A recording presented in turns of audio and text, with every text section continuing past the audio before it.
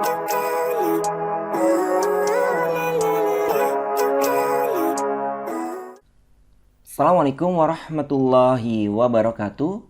Oke teman-teman, di kesempatan kali ini kita akan belajar bagaimana caranya menghitung ukuran penyebaran data untuk data yang tidak berkelompok menggunakan RStudio. Oke, kita langsung saja. Ukuran penyebaran data. Nah, datanya tidak berkelompok.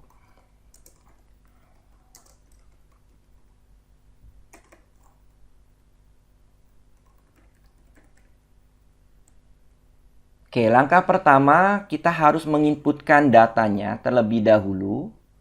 Kita beri nama data-data tersebut data, kemudian kita gunakan perintahnya adalah C, kemudian diikuti dengan data-datanya.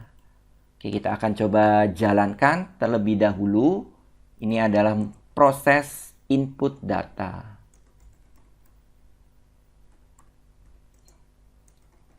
Oke, kita akan jalankan. Ya, berhasil.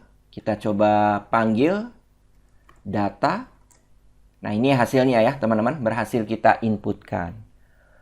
Oke, selanjutnya ukuran penyebaran data yang pertama kita hitung adalah jangkauan. Nah, teman-teman ingat, jangkauan itu adalah selisih nilai tertinggi dikurangi nilai terendah. Nah, untuk menghitungnya kita gunakan perintah diff ya dari range. Ya. Range dari data kita. Nah, ini seperti ini ya. Kita akan coba jalankan. Nah, maka diperoleh jangkauannya adalah 65. Oke, berikutnya ukuran pemusatan data yang kita hitung adalah simpangan rata-rata.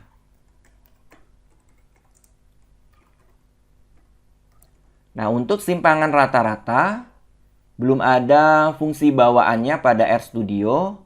Oleh karena itu kita harus membuat fungsi sendiri. Kita beri nama fungsinya adalah SR. Fungsinya kita sesuaikan dengan rumus dari simpangan rata-rata. Kita gunakan function. Kemudian parameternya adalah A, kemudian kurawal, enter. Selanjutnya kita sesuaikan dengan rumus untuk mencari simpangan rata-rata, yaitu min dari nilai mutlak ya. A dikurangi min A. Nah, ini adalah rumus untuk menentukan SR. Jadi rumusnya min, kemudian nilai mutlak dari A dikurangi nilai rata-ratanya. Kita akan jalankan. Kemudian kita akan terapkan pada data kita. Nama fungsinya adalah SR, kemudian datanya adalah data. Kita jalankan. Nah, diperoleh nilai SR-nya adalah 15,90 sekian-sekian. Oke, selanjutnya ukuran pemusatan data berikutnya adalah variansi. Untuk variansi sudah ada fungsi bawaannya pada RStudio. Cukup kita gunakan perintah var dari datanya, yaitu data. Kita jalankan. Nah, diperoleh nilai variansi untuk data yang kita miliki adalah 347, sekian-sekian. Oke, selanjutnya adalah standar deviasi.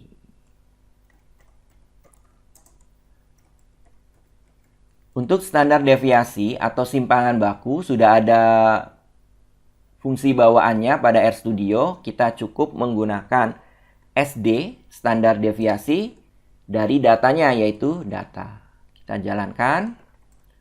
Nah, diperoleh 18,64 sekian-sekian. Oke ya teman-teman, mudah-mudahan cukup jelas. Oke, selanjutnya ukuran penyebaran data yang kita hitung adalah simpangan kuartil. kuartil.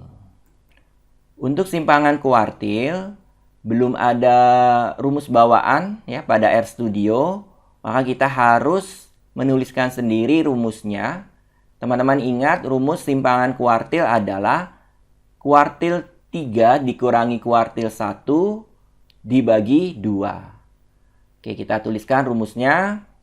Karena dibagi 2, kita tulis 0,5 ya, berarti dikali 0,5 dari selisih kuartil 3 dikurangi kuartil 1. Berarti di sini kuantil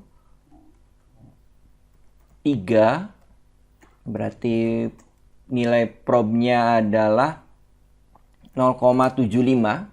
Ini kuartil 3 dikurangi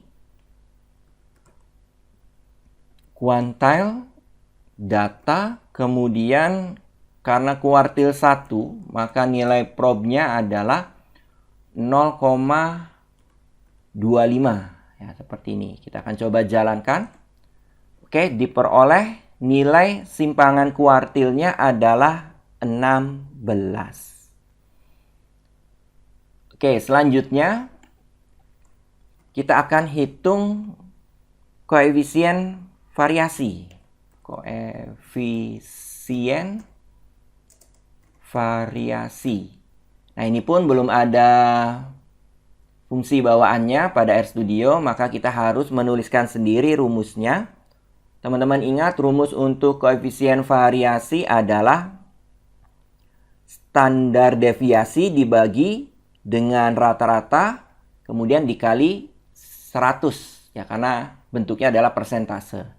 Jadi di sini kita ketikkan SD, standar deviasi dari data, kemudian dibagi min, rata-rata datanya, kemudian dikali 100, karena bentuknya adalah persen.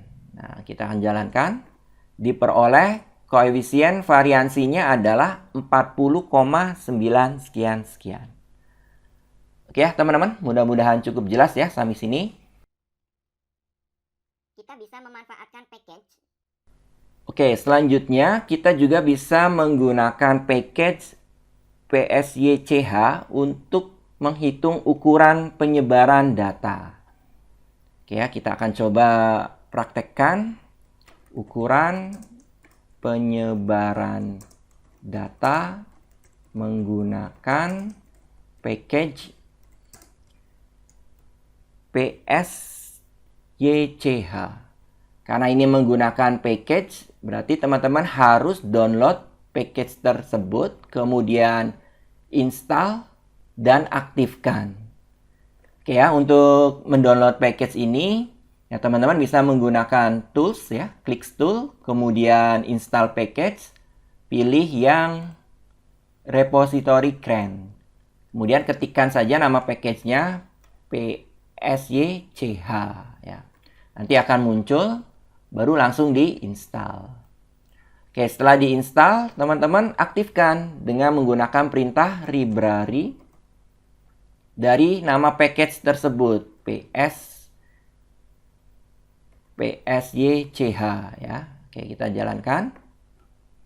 Nah, ini sudah berhasil kita aktifkan package-nya. Selanjutnya kita bisa gunakan package tersebut. Oke, caranya cukup sederhana ya teman-teman.